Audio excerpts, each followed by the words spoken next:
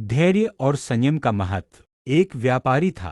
किसी कारणवश उसका बिजनेस पूरी तरह डूब गया और वो पूरी तरह हताश हो गया। वह अपने जीवन से बुरी तरह थक चुका था। एक दिन परेशान होकर वह जंगल में गया और काफी देर वहां अकेला बैठा रहा। कुछ सोचकर भगवान से बोला, मैं हार चुका हूँ। मुझे कोई एक वजह बताइए कि मैं क्यों न हताश हूँ। मेरा सब कुछ खत्म हो चुका है। भगवान ने जवाब दिया, तुम जंगल में इस घास और बांस के पेड़ को देखो। जब मैंने घास और इस बांस के बीज को लगाया, मैंने दोनों की देखभाल की, बराबर पानी दिया, बराबर प्रकाश दिया।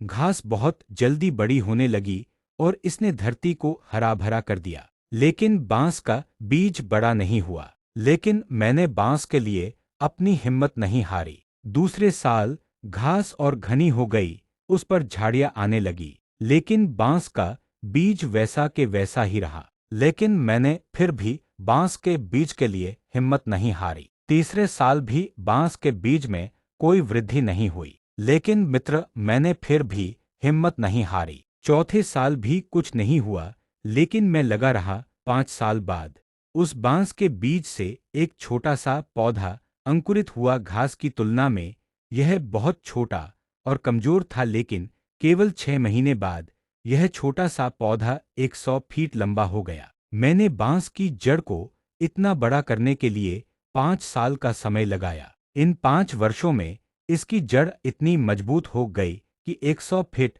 ऊंचे बांस को संभाल लिया। सीख, जब भी जीवन में संघर्ष करना पड़े तो समझिए कि आपकी जड़ मजबूत हो रही है। संघर्ष आपको मजबूत बना रहा है, जिससे कि आप आने वाले कल को सबसे बेहतरीन बना सको। किसी दूसरे से अपनी तुलना मत करो।